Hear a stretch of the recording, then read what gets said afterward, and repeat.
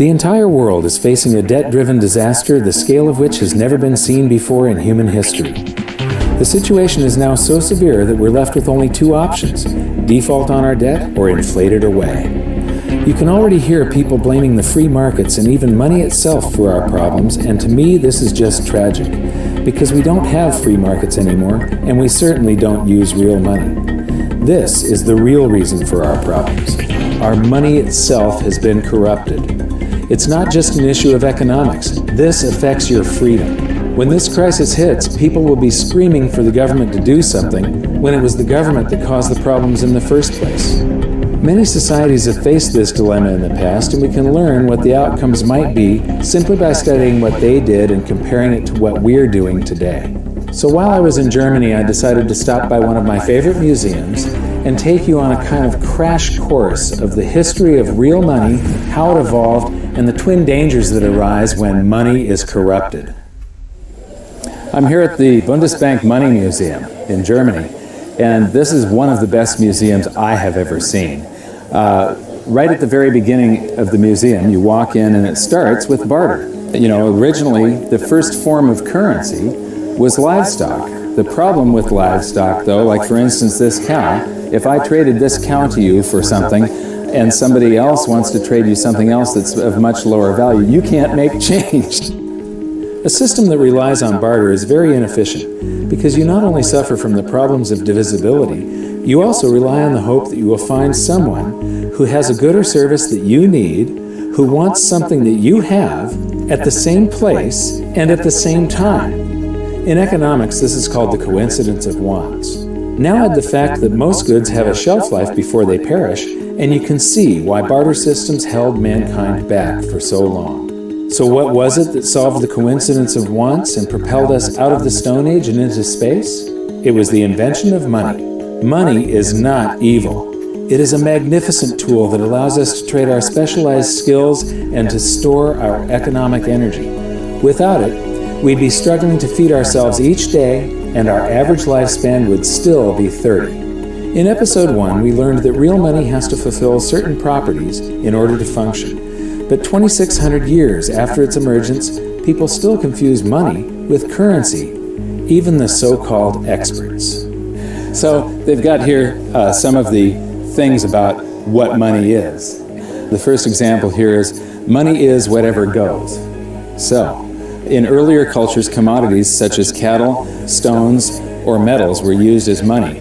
Buyers took the value of the goods on trust when making their purchase. Today, too, money is a question of confidence. So, the currency, today isn't money, today we're using currency, but the only reason it has any purchasing power whatsoever is because yesterday your experience was that it purchased something. So you have faith that it's going to purchase something tomorrow. Otherwise, it has no value. Whatever form it takes, reliable money has two characteristics. It is genuine and it is stable. People can rely on its value. Well, you know, what fiat currency around the planet has maintained its value? They all fall in value. So right away you can see the difference. They're talking about currency here. And when they say it's genuine, I mean, what is genuine? A counterfeiter, somebody that's running their own printing press in their basement, is making genuine notes as far as he's concerned. I mean, they're genuine counterfeits. These things that just come off of a printing press, well, yeah, it's a genuine lie from a central bank or a government that you've got something that's going to store value for you, because it doesn't over long periods of time. It loses value. Gold, banknotes, and electronic money, meaning electronic currency, may be stored, divided up, or transported. As its material value has declined over time, its genuineness has had to be beyond question. Well, this one says that it's got to maintain its value, and right here they're contradicting the next one. The one thing here, gold, is the only thing that they're talking about that has not lost its value. In the past, rare goods were used as money. Today, central banks must ensure that the supply of money is restricted. Well, what are they doing all over the planet today? They're lifting all the restrictions on how much currency they're creating. They're flooding the planet with currency. The next display shows the usual museum pieces that are described as commodity money: cowrie shells, representative axes, cocoa beans, and the like. While these work better than barter, none of them were actually money because they all had a weakness: one or more properties of money that they couldn't fulfill. Therefore, they are commodity currencies, not money. Some of these were widely used right up until the beginning of the 20th century, and there's some stuff here that I haven't seen before. Here's something very interesting. This brick of tea, its value is in the intrinsic. It's in the commodity that you're using. It's the tea. But this one has a certain fungibility to it. Each unit would have the same value, and you can make change. You can snap these things apart into units of 6. It's portable. It's not that heavy. This fulfills quite a few of the functions of money. I would not imagine that it's that durable. It probably doesn't wear that well. And now we come to the emergence of real money. Here we have little pieces of metal, just little pieces that have been broken off of bars or something that was cast, other little blobs of metal that were traded as a currency. You know, they had purchasing power, they had an intrinsic value, but they still weren't fungible, which means interchangeable. Every one of them had a different value. You can see that some of them have a higher silver content, some of them have a higher gold content. These are called electrum. It's a mixture of gold and silver, naturally occurring. What you notice is that this is from the 7th century BC, and then between the 7th and the 6th century, we're talking about somewhere between 680 and 630 BC, the emergence of true money. Here we've got 4 coins. The large one is a 1/3 stater coin, and the other 3 are 1/6 stater coins. Each unit is interchangeable. It's now a unit of account. You can take so many of these in trade for so many of loaves of bread, and you don't have to break out your little scale and weigh them any longer. With the little chunks of metal, you had to weigh every transaction that was going on. You had to weigh whatever your payment was and then take a guess as to what the purity was. Here you have some standards that were set by mints and guaranteed by those mints. These are a unit of account. They're fungible. Every one of them is interchangeable.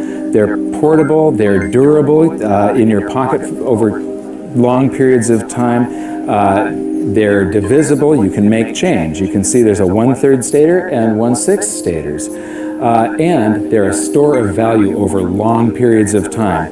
These still have purchasing power today, 2,600 years after they were made. Another thing that I find really interesting is between maybe 680 BC and 300 BC, cultures all around the world, they all gravitated toward gold and silver coinage as money. The entire world sort of decided all together that gold and silver were money. Why? Because the free markets keep on selecting gold and silver as money because of the properties that it has. So, now we get to the room of real money. This is a vault door, and this is where they've got all the great examples of the real gold and silver coins. So come on in and join me. So here we get to the first, this is gold and silver, what they're using to make money, and here we have some very early representations of gold and silver coins. And I love these displays. They start with coins in Lydia, so these coins go back to the very first minting of true coinage. So here we have starting in the 6th century BC, and then it goes up to the 3rd century, and then from the 5th to the 11th century, and the 13th to the 15th century. And these displays just go on and on with the history of real money, gold and silver. Here is 17th and 18th century. Here we come to the 19th century, and now we're all the way up to the 20th century here. And here we come to our first example of government-issued fiat currency. This is from China. This is from 1375. And what's interesting is I have a chart that compares the value of the paper currency in China compared to silver. And there was a hyperinflation of this currency. It wasn't backed by anything. It wasn't backed by taxes. It wasn't backed by anything in the Treasury.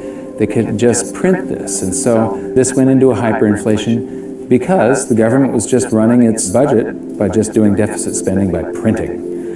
And then I'm going to skip to some of the colonial currency. This is the United States, and each one of these currencies is printed by a different state. We've got Maryland, South Carolina, North Carolina, Connecticut, New York. This one here is particularly interesting. It's printed in the 14th year of the reign of King George III. It's dated March 25th, 1776. So this is just a few months before the Declaration of Independence.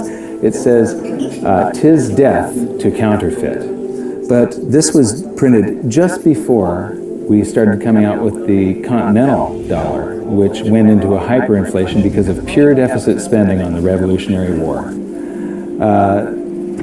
And so this is the wall where real money gets corrupted. This is where it all turns to paper, which sometimes is backed by something, but it can be a lie. They can print more than they have of the stuff to back it. As we learned in Episode 2, one of the first things a country does at the outbreak of war is to suspend redemption rights so that their currency is no longer redeemable in gold. This is exactly what Germany did before World War I. After losing the war, they suffered through one of the worst hyperinflations on record when they were burdened with massive reparation payments to France and the Allies. These heavy penalties stifled the German economy and brought it to a standstill, leaving the country with the same two choices all indebted nations have faced throughout history: default on their debt or inflate it away. Defaulting was not a viable option, as they were completely impoverished, weakened, and surrounded by armed forces ready to take their land. Since their currency was no longer tied to gold, it was decided to light up the printing presses and inflate their way out, paying the debts with new currency created out of thin air. This had drastic consequences. Check out some of this Weimar currency. The display starts with one mark that actually purchased something, but soon the notes rise to the thousands, then the millions, then the billions, and finally the trillions. It's mind-blowing. You'll notice that I'm laughing a little bit as we move through the museum, but I'm not laughing at the people. I'm laughing at the stupidity of central banks and of governments and how we never seem to learn from history. Okay, this is an example of different currencies used during the hyperinflation, and they call some of it inflation money and emergency money. This is interesting. They figured the way out of hyperinflation was to print more. So in 1923, the value of money fell by 50% or more per day. So that means prices are doubling every day if it's falling by 50%. Nearly everyone spent their money as quickly as possible on bread, shares, and other safe assets. Well, I don't consider shares safe assets. Actually, the stock market did not keep up with the inflation. However, this rapid circulation only served to stoke inflation even further. That's the function of velocity of money. It's just that when velocity picks up, it's just like expanding the quantity. It's got the same effect. At the end, even 144 printing companies working for the Reichsbank could not keep up with the demand for banknotes. Emergency money issued by cities, local authorities, as well as banks and other enterprises started being circulated. So everybody was issuing currency to add to the currency that the government was printing like crazy. Although banknotes with face values of trillions of marks were issued, the vast demand for money, that's not correct, the vast demand for currency led to a paper shortage. Printers used anything that could be found, including wool, wood, and silk. So here's some example of wood, wool, and silk currencies over here. So this is a great example of how even here, in a museum of what they call money, this is the Bundesbank, one of the world's great central banks, if you can call any central bank great. They don't understand the difference between money and currency.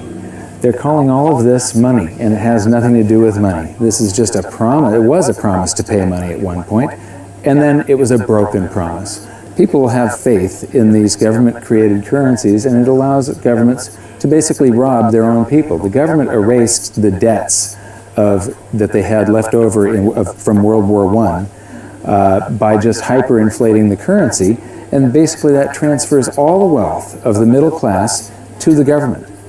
The government inflated away the debts, but they also inflated away the prosperity of their entire population. When we were in Germany, we got a chance to shoot in front of the Bundestag, which used to be called the Reichstag, and it's very, very significant in that out of monetary crisis, you very often see the political landscape change dramatically. It's the middle class of a country that defines the country with their vote. They're the largest sector of any country, about 70%. And a currency crisis like a hyperinflation wipes out and impoverishes the middle class. And they become filled with fear. And it's very easy for somebody to come in and prey on that fear.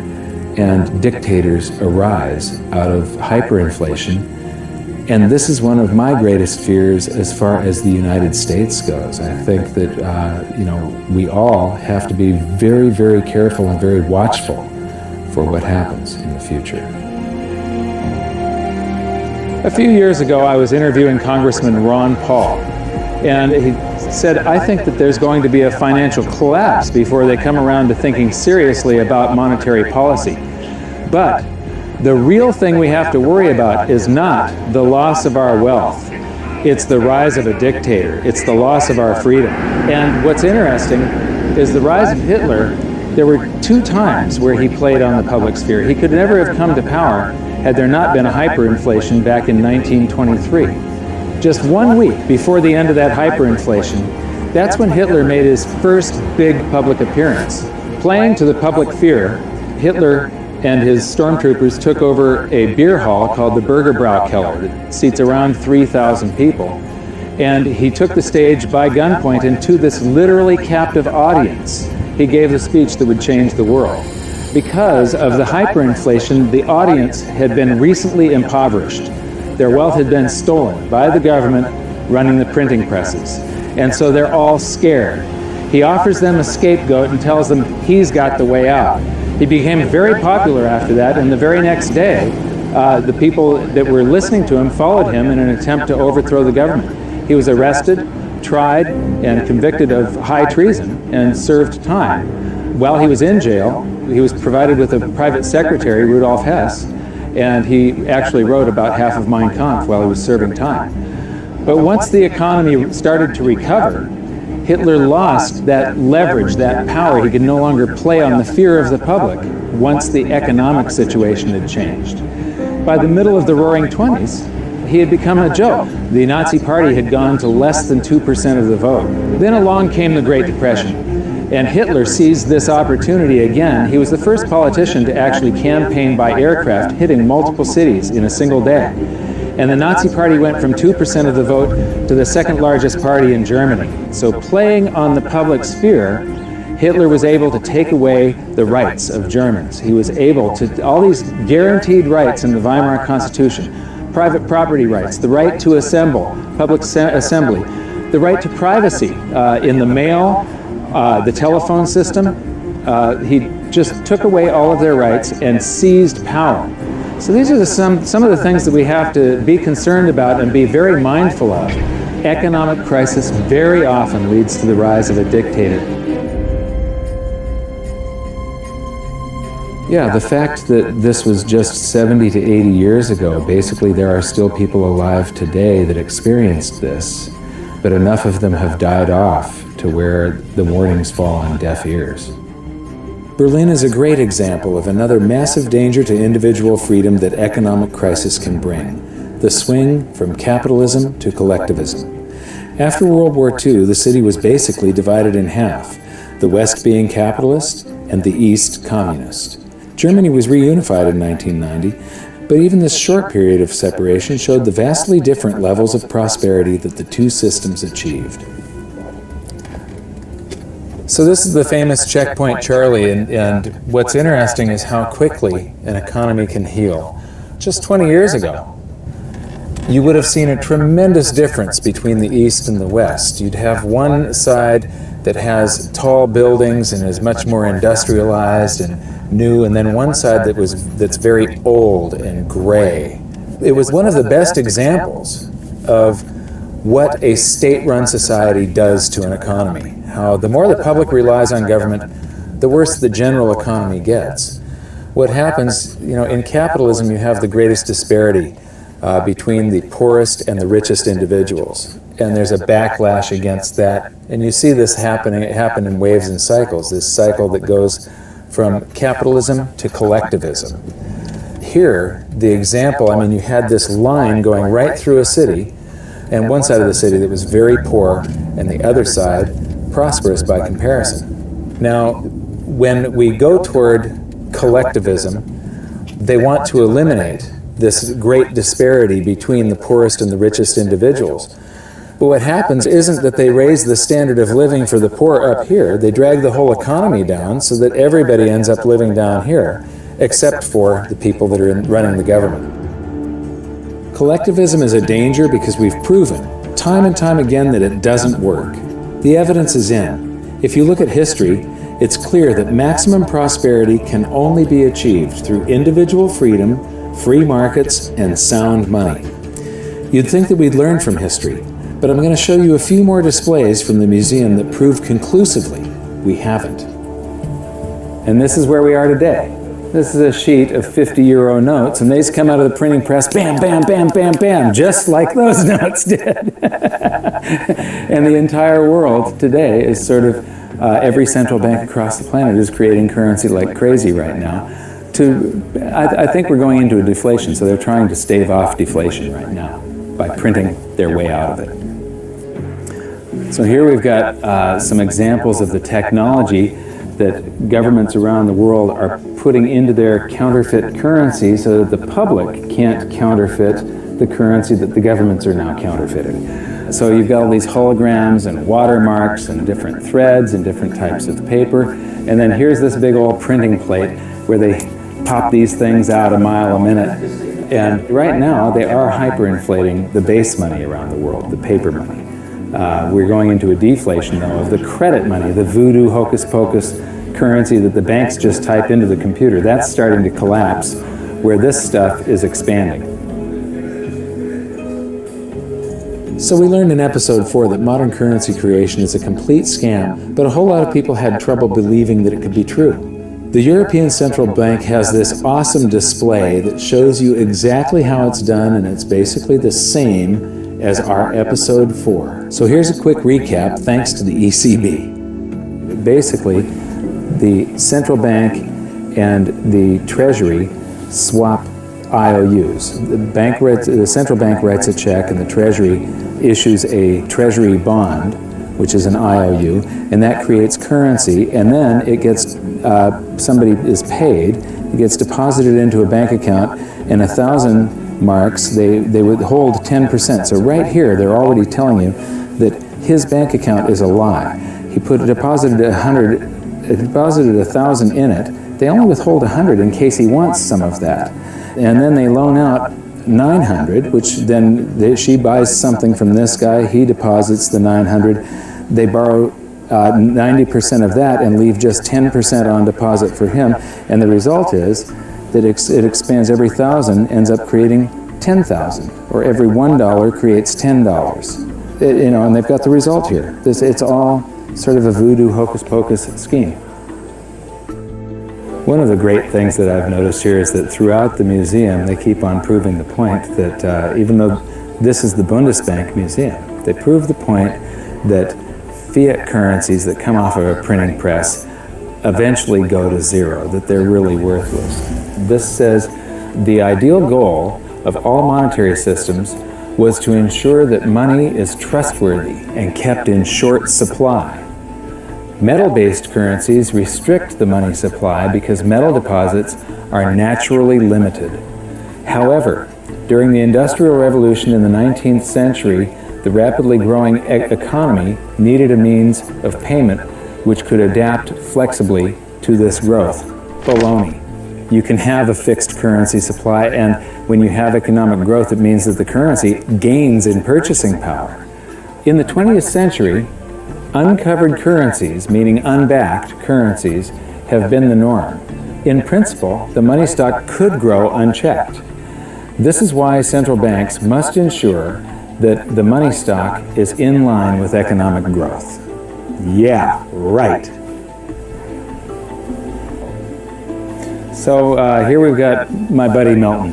Actually, Milton was sort of a semi-free market economist. He won the Nobel Prize, so he's considered the dean of the Chicago School of Monetary Thought, which are monetarists. They believe that we should have a Federal Reserve and it should expand and contract the currency supply to achieve stable prices. One of the problems with Keynesians and monetarists and so on is that they think you should expand it and contract it, but they never contract it. They just, Keynesian, you're supposed to spend when the economy is bad. The government's supposed to spend and stimulate and then withdraw currency from circulation to keep us from going into a bubble caused by the expansion of credit and the spending that they did during the bad portion of the economy. So they take this rubber band and they stretch it, and it's supposed to come back, but they never do that. They just keep on stretching it to infinity.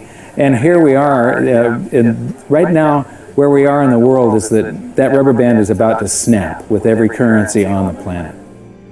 And so I'm instability, I'm in deflation, inflation. Let me see, I'm going to cause a hyperinflation. Oh, it just went off the inflation scale. I guess I did cause a hyperinflation. Oops.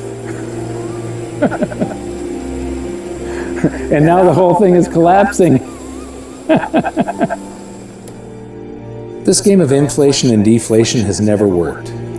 Right now we're on the precipice of the whole system collapsing, and just like the game, our monetary system will reset. This is where the twin dangers we learned about may rear their ugly heads, so it's up to all of us to learn from history. I mentioned earlier that it was the invention of money that allowed humans to prosper and rise out of the Stone Age. But money is only part of the equation. What use is money if you don't have freedom? So what's going to happen? Will we default or inflate our way out of the mess we're in? Since 2005, I've been stating publicly, and I also wrote in my book, that I believe we're headed toward a series of events involving a short-term deflation followed by a big inflation or hyperinflation.